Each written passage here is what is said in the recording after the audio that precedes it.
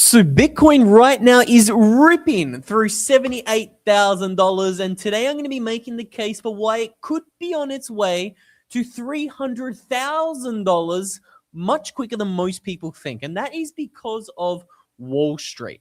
Today I'm going to be showing you why Wall Street has changed the game. But today's video is not going to be about BlackRock or the ETFs.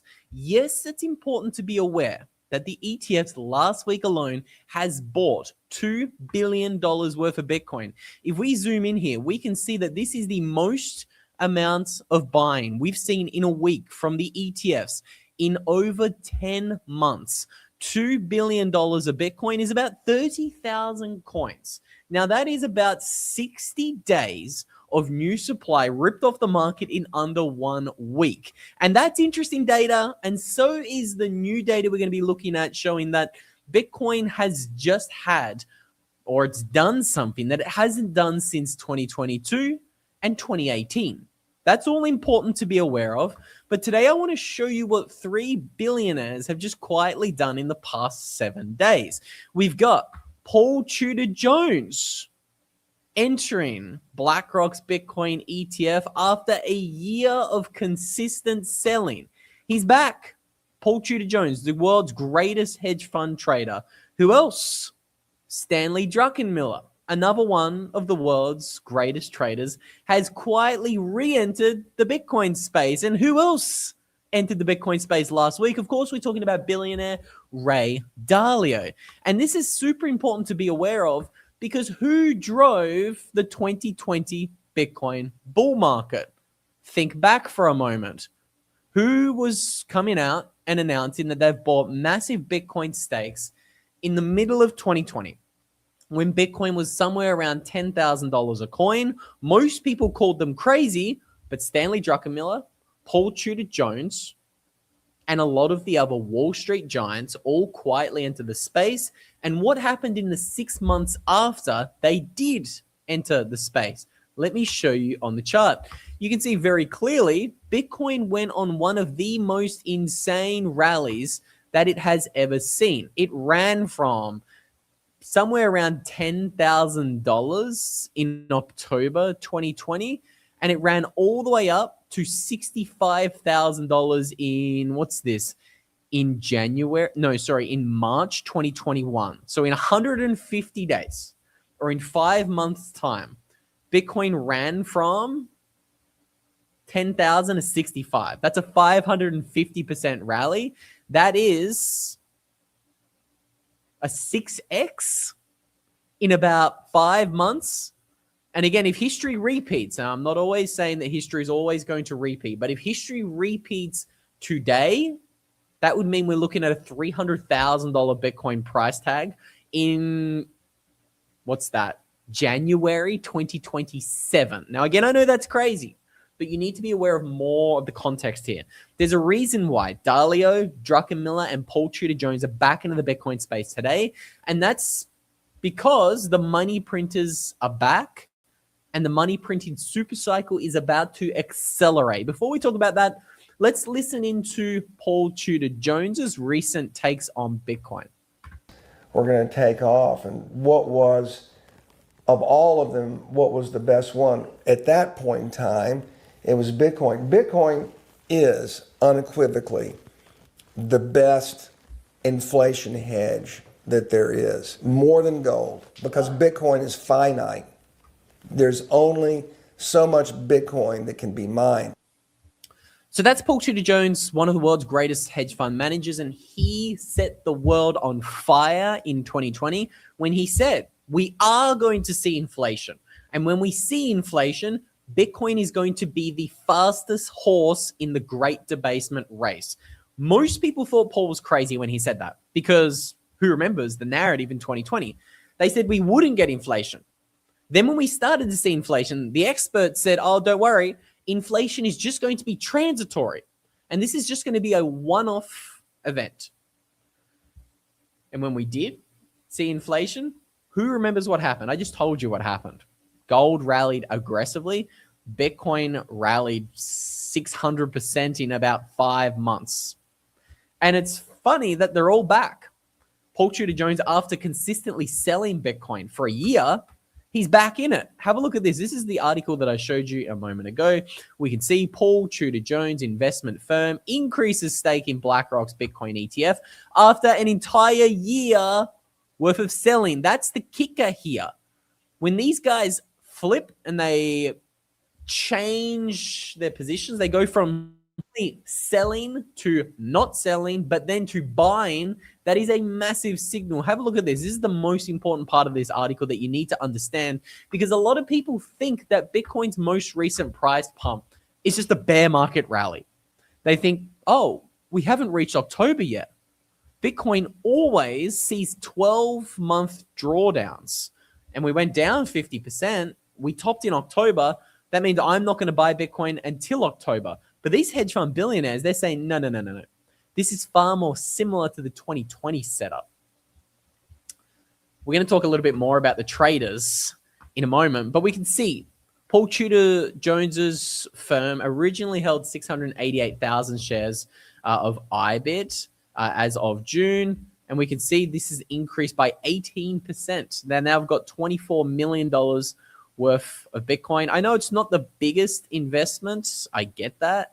We can see Stanley Druckenmiller's plugged $88 million into some Bitcoin mining companies.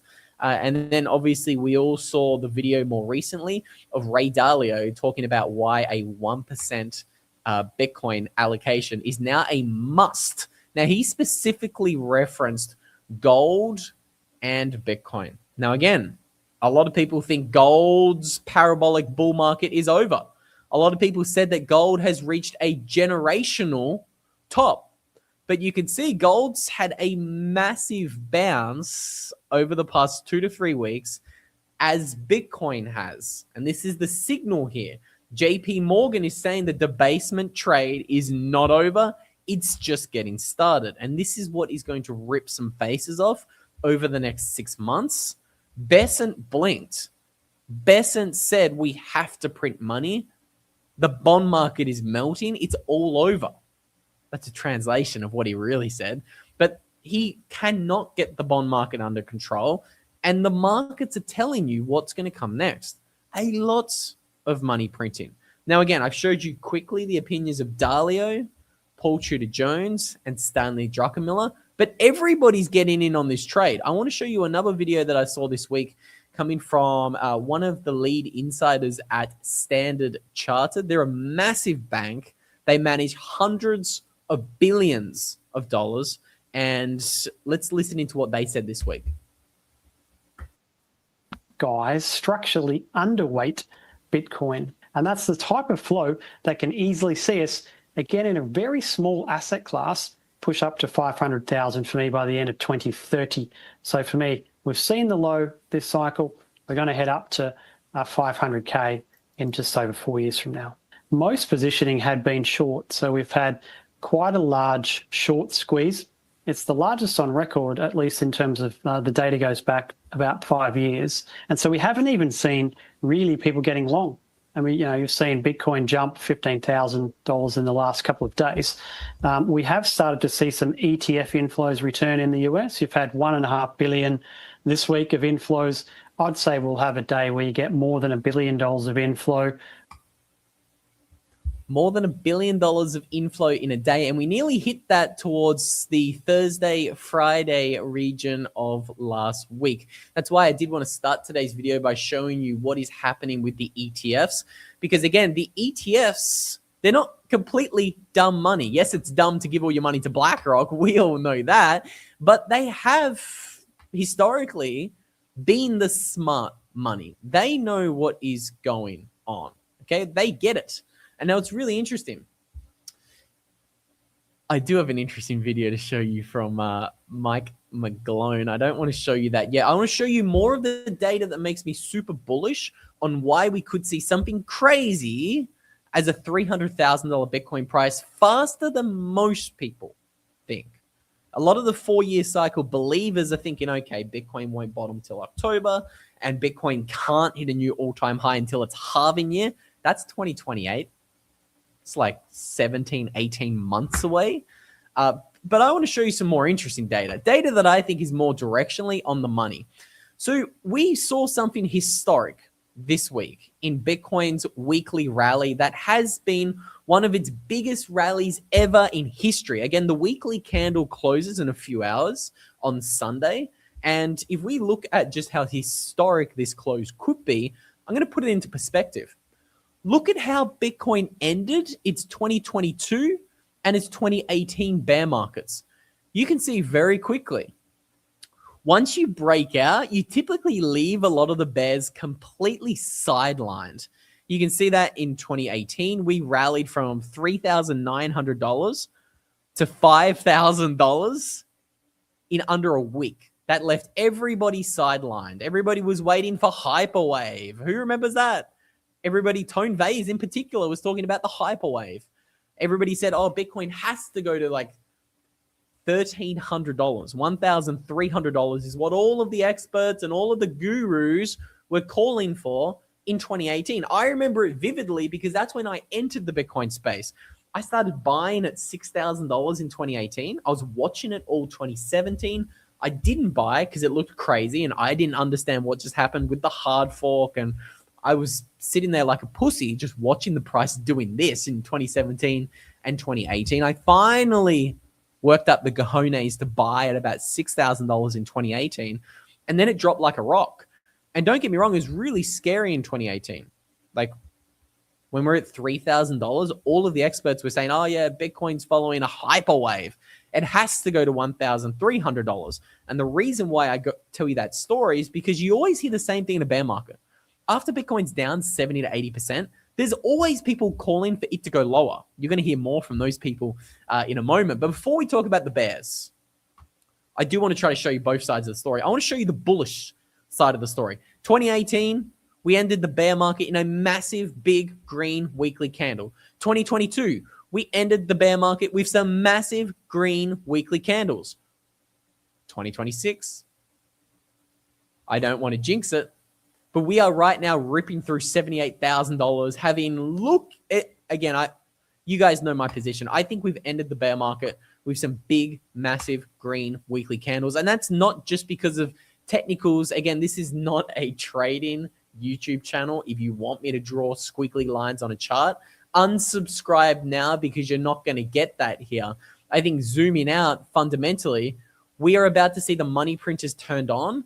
And moves like this are not moves that you see in a bear market. Despite anybody trying to convince you that this is just, you know, a liquidity grab or this is a dead cat bounce, like even billionaires are talking about, let me show you just how rare this move is. So I saw this tweet, credit where credit is due, when he's not talking about tokenization. Jordy Visser's put out a pretty good chart here, looking at just how rare this weekly move has been for Bitcoin. So he's doing it by looking at standard deviation moves. And this move that we've seen this week, it is a 7 standard deviation event. The only other times that we've seen moves bigger than a 6 standard deviation event was in January 2023 and April 2019. Again, that pretty much shows us these moves on the chart where Bitcoin ended the bear market and it caught everybody offside and it caught everybody looking stupid. It caught everybody with their pants around their ankles. And you know what Warren Buffett says, when the tide goes out, you see who has been swimming naked. And I think we're beginning to see who is swimming naked because a lot of people have a zero Bitcoin allocation. A lot of people have been very confidently predicting Bitcoin is going much lower from here. And we're about to be seeing who had trunks on at the beach and who did not.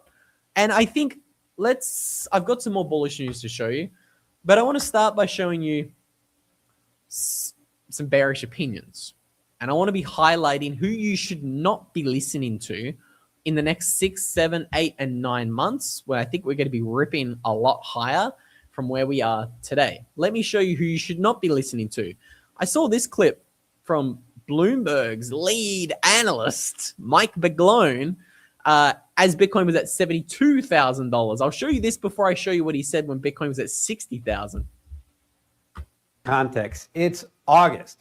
It's a perfect time of year to flush out the shorts in a bear market, get everybody excited, and then go back down. So it's finally bounced above its 200-day moving average, which is rolled over. But the key way I look at Bitcoin is it's a horrible performing asset with a high correlation to the stock market, and it has a major risk of going down. We'll say, yeah, this is a horrible asset. It's high volatility, high correlation, and there's unlimited supply of cryptos now. So I will be on the record that this is a dog. I think it's going to roll over by the end of the year. And the only thing that will support it now is the stock market has to go up. There's an unlimited supply of cryptos. So the first big red flag about anything that comes out of Mike McGlone's mouth is I don't think he can differentiate between Bitcoin and crypto. And what did Lynn Alden say a while ago? If someone is unable to differentiate and tell you the difference between crypto and Bitcoin, they understand neither. They don't understand what they're talking about. It's as simple as that. Let me play the rest of this clip before I show you the next one. Those traders have shifted over to the stock market, but who's trading? They can trade all they want, but I look at it from an institutional standpoint. When people say institutions are coming in, I'm like, why? It's a horrible performing asset, high correlation. Just from a risk management standpoint, it's just a bad asset. Something's got to change. The bottom line, though, is for me, for a whole crypto spaces, there was one in 2009, and now there's millions. It's way oversupplied, and it looks like the whole thing just needs a purge, and this is just a bounce within the purge. That's my key point is anything you see that tracks like a dollar of an asset, that has a basis. But all the other cryptos like Bitcoin, there's no basis. They track nothing. It's all hopium. We just need to purge a lot of those excesses. But I think that's the key thing from all along is I love the technology, but the key thing to remember is Bitcoin was started out as peer-to-peer cash. Well, you don't need that anymore. We have crypto dollars. Oh, we have crypto dollars. Oh, yeah. Right. That makes so much sense. And again, that clip was, I believe, on Friday when Bitcoin was at $72,000. And we can see how, what's happened since Mike McGlone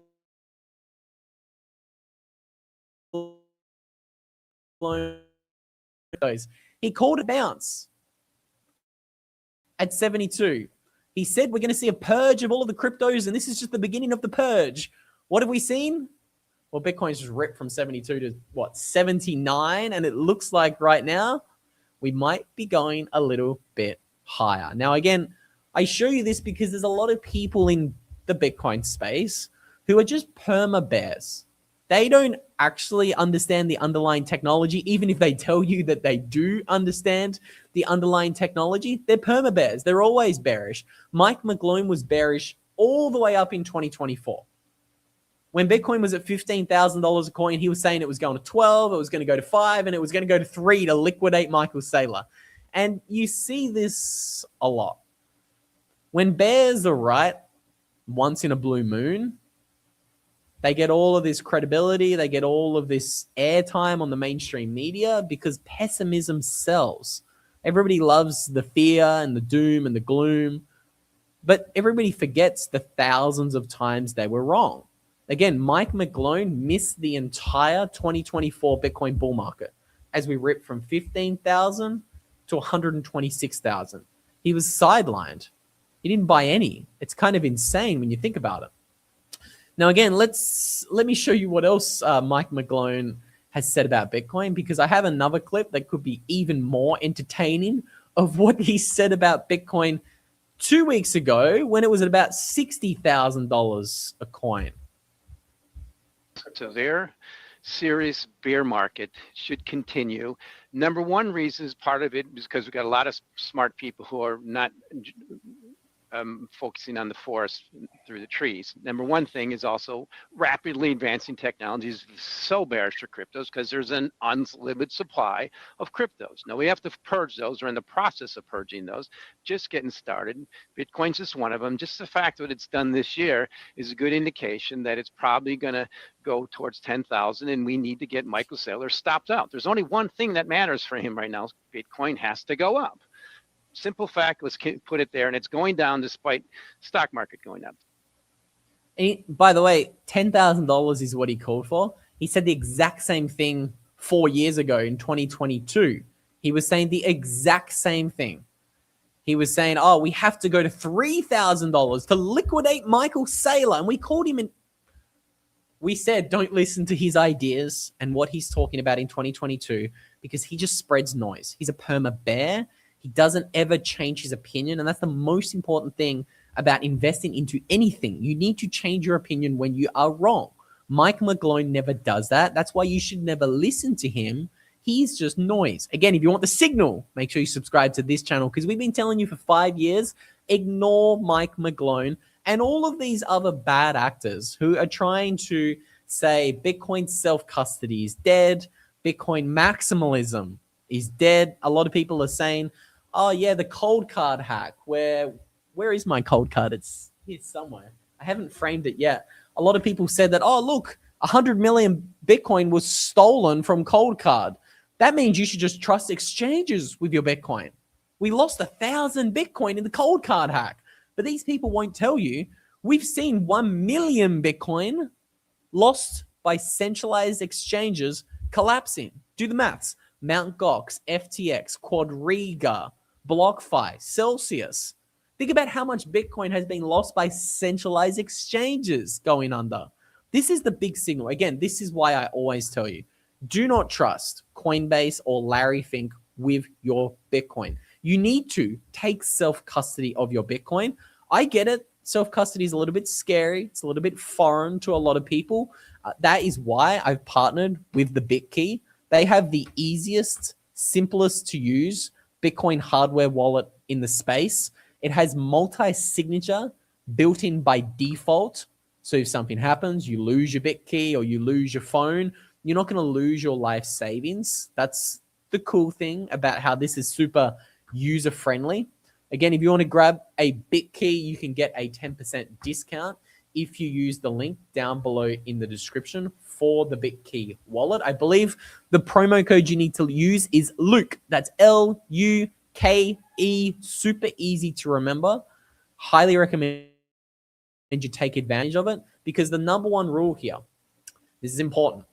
We're going to see a lot of people saying, oh my God, strategy's up 20% in a week. I'm going to go buy some shares of a publicly traded company. Or BlackRock. He's saying such good things about Bitcoin. I'm going to trust Larry Fink with all of my money. Again, do not do that. I don't care what regulation gets passed in America, whether Clarity Act gets passed in, 22 days or not. I don't want you to think that you have clarity to trust a centralized exchange. Because the Clarity Act, that is being voted on September 15th. So what's that? About 22, 23 days from now. I don't want you guys to think that this means anything for the Bitcoin market. I don't think it matters. You've seen it very clearly. We just rallied from 63,000 to 80,000 in 4 days with Clarity Act being rejected earlier in the week. The only thing that matters, money is about to be printed. So much money is about to be printed and everybody's going to be looking for something scarce. And the only options you've got is this, Bitcoin, because we all know that gold is what? Mildly scarce at best.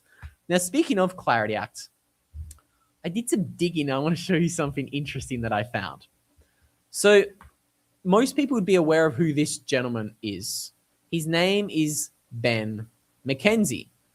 Now, he came out when the Clarity Acts looked like it wasn't going to pass last month. And he had some pretty choice things to say to the crypto bros. That's specifically who he called out in the video I want to play for you in a moment.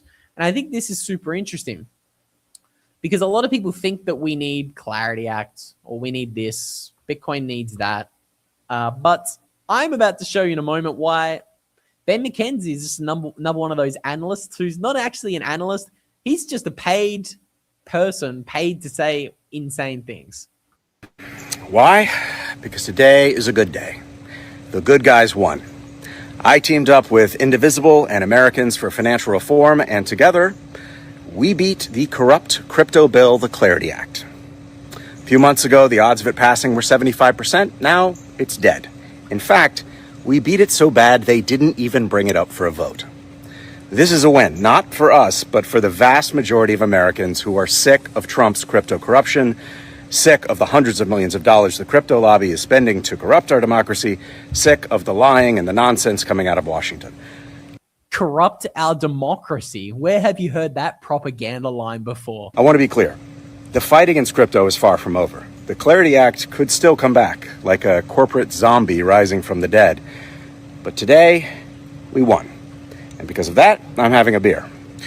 To the most corrupt president in history, and to the crypto bros everywhere. Cheers.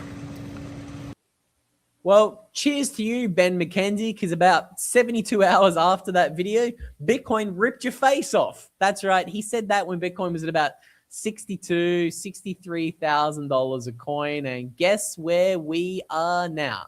We are so much higher. And that's because Ben McKenzie, well, I'll show you something about Ben McKenzie. I saw this article and I nearly fell off my chair when I saw this. Let me bring it up for you guys so you can see this. This is a real video, by the way. Ben McKenzie, this is The Guardian reporting on this. This isn't Luke Mikic conspiracytheories.com or anything like that. We can see The Guardian says, I know about lying. I do it for a living. How Ben McKenzie went from the OC heartthrob to crypto's biggest critic. That picture kind of says it all. I needed to verify that this was true. So I did some looking, I did some digging, and there is a clip. You can see it very clearly of Ben McKenzie saying, I know about lying because I do it for a living. So you've got to ask yourself, who pays this clown to have the terrible opinions that he does have about Bitcoin when he has those opinions?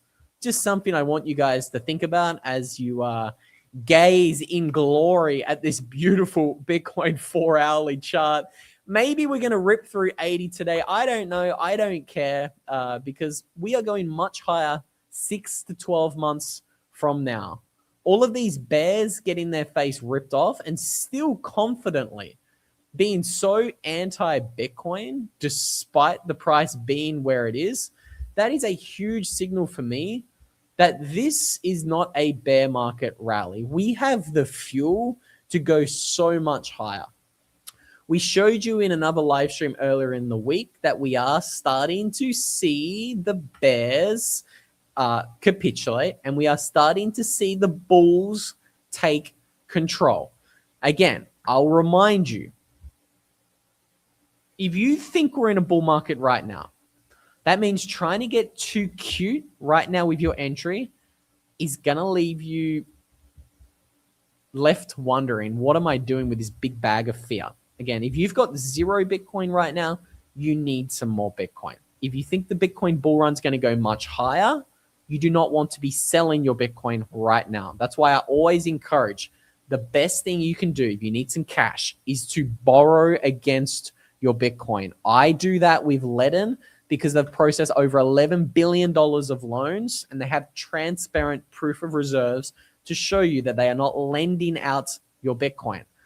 Ledn is an absolute no-brainer. Again, you guys know that I've taken out some fat loans with Ledn when Bitcoin was at $62,000 a coin. I made a video saying I just bought 1 Bitcoin while having no money, and I did that by borrowing against my Bitcoin with Ledn. And now that loan, it's looking pretty attractive, I'm not going to lie. Again, if you think the bear market is over, if you are trying your best not to sell any Bitcoin, maybe borrowing against your Bitcoin with Ledn is kind of a no-brainer right now. Because again, a lot of people are now starting to come to the realization that maybe this bear market is not like the others. Maybe this bear market is actually over. I want to show you a really interesting chart that I saw during the week. It's not this chart that we've already looked at, showing that the move we've seen on the weekly scale is something that we've only seen 3 times before in Bitcoin history. That's this one. We always end our bear markets, leaving the bears looking like a bunch of clowns.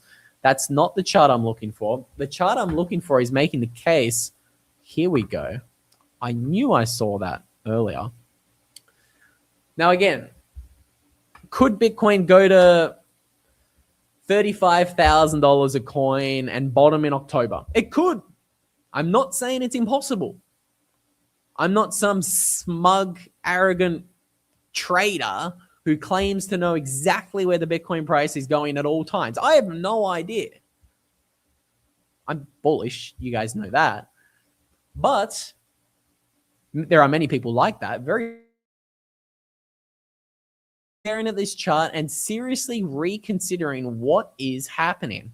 Because we can see right now, this black line is where Bitcoin is today. I'm going to try to make this chart as big as possible so you guys can see what we're looking at here. And this is Bitcoin cycles.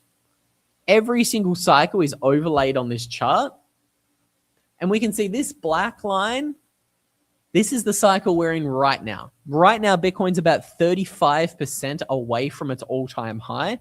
And if you look at every other bear market, at about 300 days into the cycle, so where we are today, Bitcoin is typically down somewhere between 65 and 85%. You can see the 4 cycles on screen in red, yellow, green, and blue.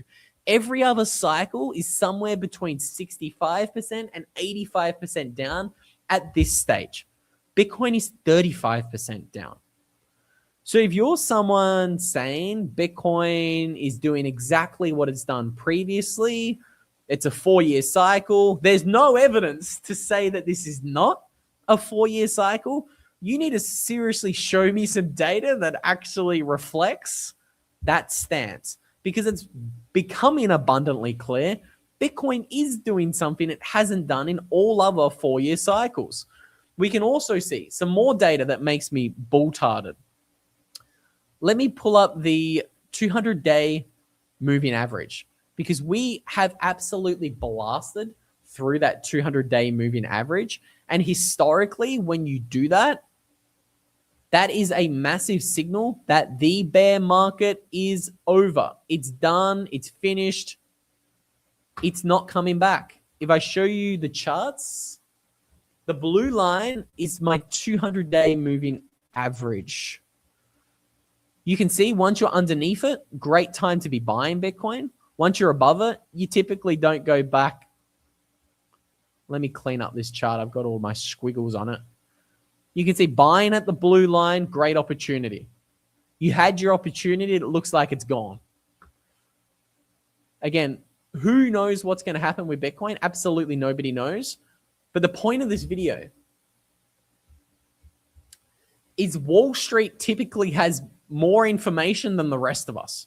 And when you see Paul Tudor Jones, Stanley Druckenmiller, Ray Dalio, all come out in a matter of 3 days and either just quietly disclose more buying of Bitcoin, or they're coming out and explicitly saying, I like Bitcoin, the money printers are back on, I need gold and Bitcoin, I need it now. When you see that in a week, and you see that in the same week that BlackRock published that report that we broke down here on the channel on Tuesday, where they said this correction is just a correction, we are bullish, we think Bitcoin goes higher from now. That was on Monday when BlackRock published that report. And a lot of people just said, I'm going to listen to Ben Cohen because it's a 4-year cycle. I don't know what to do with you guys. I think it's abundantly clear. You need to be really careful with who you listen to, because I tweeted this out before I jumped on today. The bull market vibes are well and truly back. Let me show you what I said. I'm going to pull it up. I said Bitcoin is ripping through $78,000 and the biggest bears have literally gone into hibernation. Ben Cohen has not been seen for about 72 hours now. You can see I'm blocked by him, of course. I'm blocked by him because what I do is I showed you in February. I tweeted this in February. As like this was the day that Bitcoin hit $60,000 and I said, I'm going all in. I'm taking out loans. I'm buying more. I said, why would you listen to Ben Cohen, the dude who missed the entire Bitcoin bull market? You can see the tweet. I screenshotted it. I've got all the receipts. When Bitcoin was at $28,000, he was calling for $13,000. You can see the tweet right there. 13K. He missed the entire bull market in 2024 because he ignored BlackRock. He ignored big Bitcoin. He ignored the big institutions bringing their billions of dollars into the Bitcoin space. And he said, Bitcoin hasn't changed. I'm going to follow a calendar and my candlestick astrology because that's what worked before 2020. So it has to work. But again, I'm warning you guys, please do not listen to perma-bears. Ben Cohen missed the entire 2024 bull market because he thought there's no way that Bitcoin can rally in a halving year. You can see it on the chart. I've got all the receipts. Ben was bear posting at 50K before it ripped to 120. He was bear posting at 28 before it ripped to 60 in 2 months. Please be really careful out there. And now he's gone silent. The bears are hibernating because the 4-year cycle looks like it's doing something it's never done before. And again, I'll remind you, I've been saying this on the channel for years now. The Bitcoin 4-year cycle broke in 2024. Let me tell you why. Because the 4-year cycle told us you buy Bitcoin in the second half of a halving year. That's what those geniuses believed in, right? And they said there's no way that Bitcoin can hit a new all-time high before it's halving. That's impossible. Let me show you on a chart why that broke in 2024. Let me take all the squigglies off this chart here. This red line is the 2024 Bitcoin halving. From memory, it happened in April or May 2024. Look at this rally up. Look at the new all-time high. We hit a new all-time high before the halving. That had never happened until 2024. This was the catalyst and this was the reasoning that left our friend Ben on the sidelines.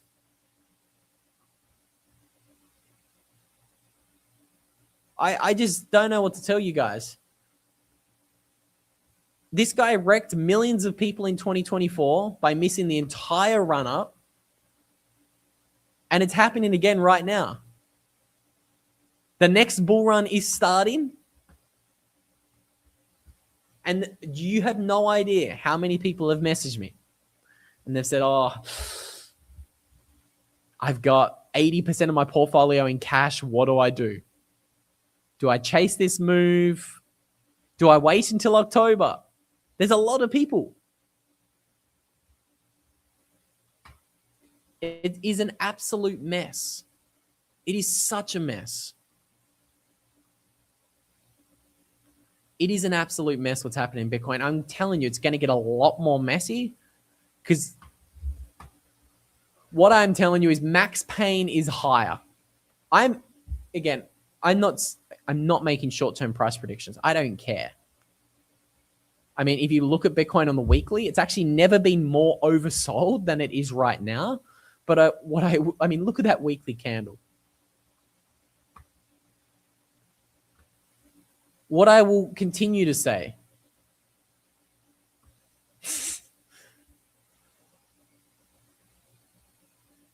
you should never be trading your Bitcoin. Holding a 0% Bitcoin allocation is always the worst allocation to have. And you want to seriously get your Bitcoin in order before the real bull market starts. This is just the warning. This weekly rally, again, we've seen this time and time again in the Bitcoin space. This is the first warning that shit's about to get real. We saw it in 2022. We saw it in 2018. The bears get left behind by this first candle, and they spend the next 6 months groveling and trying to convince you why this is a liquidity grab and a bear market rally while they get wrecked and steamrolled. But this is your last warning to get your ducks in a row. Again, if Bitcoin's about to 5x or 10x again, and you've got $5,000 or $10,000 sat on an exchange, that $10,000, it's about to turn into $100,000 really quick.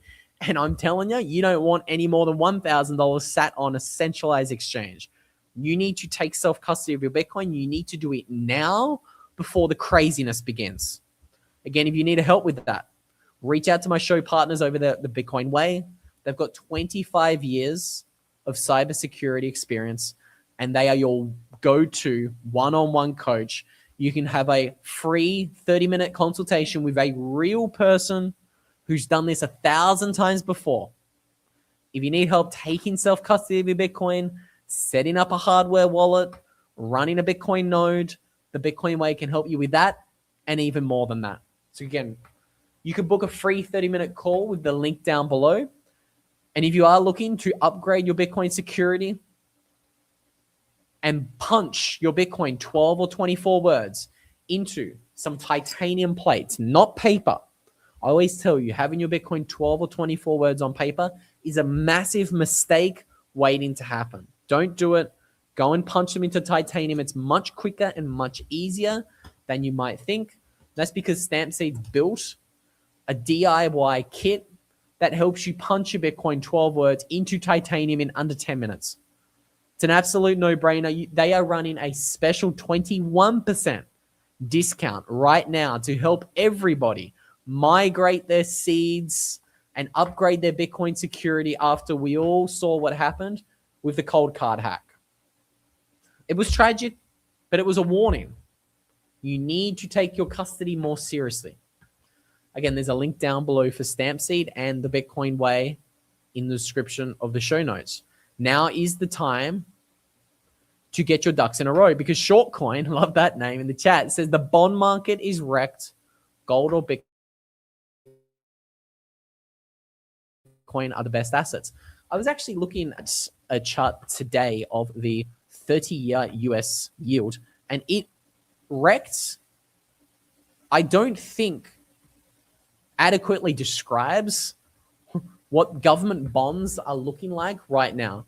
They are beyond wrecked. They are actually, they're probably some of the most bearish charts I've ever seen in my life. Let me pull up a chart to show you what I saw this morning because it was catastrophic.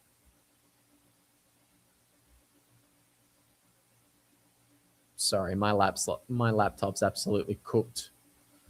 That is one of the reasons why I am always late. As I'm about to go live, sometimes my laptop's lagging and the videos are taking ages to load and play. Honestly, if I'm late, I'm not just dicking around, sucking my thumb. I'm trying to get all of my ducks in a row to give you guys the best show possible. So if you're ever early and you're waiting for me, I apologize.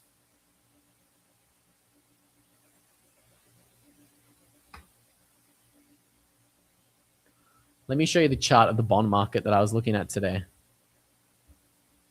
This is the US 30-year yield. This is a weekly chart. Is this not the most bullish chart of all time? And what's concerning is if this looks bullish, this means bonds are melting down. This is the yield on bonds going up, which means people are dumping bonds. The price of the bonds are going down. And the central planners, well, the yields go up when you dump a bond. And this looks like it's breaking out again after consolidating for 3 years. This is screaming the next round of money printing is coming, and it's coming faster than you think. Because the Besant put couldn't even bring the 30-year under 5%.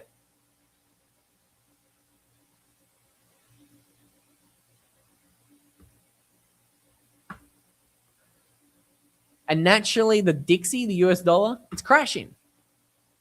But again, this isn't a US dollar story. This is a global story. Nobody wants bonds.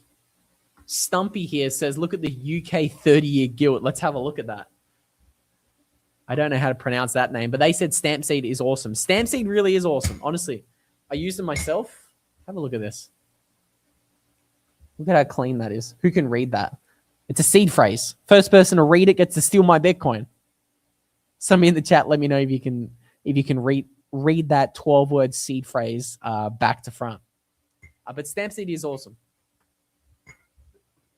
Let's have a look at bonds of cat shit wrapped in dog shit. Couldn't agree more. These are the type of assets that Mike McGlone probably invests in. Let's have a look at the UK. We persevered, but we got it. Oh, my Lord. Look at the UK government bond yield. That going up screams trouble. That screams financial crisis. The UK government bonds have never been this low for 28 years. The last time we were at 5.8% yields, you can see it on the chart. This is 1997. That's nearly when I was born. That's old. Look, the reason why I'm always so focused on government bonds is, again, I've been saying the same thing for 6 years now here on this channel. We are living through a sovereign debt crisis. We entered the second stage of the long-term debt cycle in 2020. That was when interest rates hit zero. If you look back at 225 years of economic data, once a government hits 130% debt to GDP, the default comes within 15 years. That's why I've continually said 2030 is the inflection point. That's when things dramatically start breaking in a big way. And the path from 2020 to 2030, that's the path that just destroys all of the models. And things get increasingly more unstable. And you're going to see governments become exponentially more desperate the closer we get to 2030. And that's what government bonds are showing you. That's why I'm so obsessed with looking at government bonds and the government debt markets. Because there's $300 trillion in the debt market.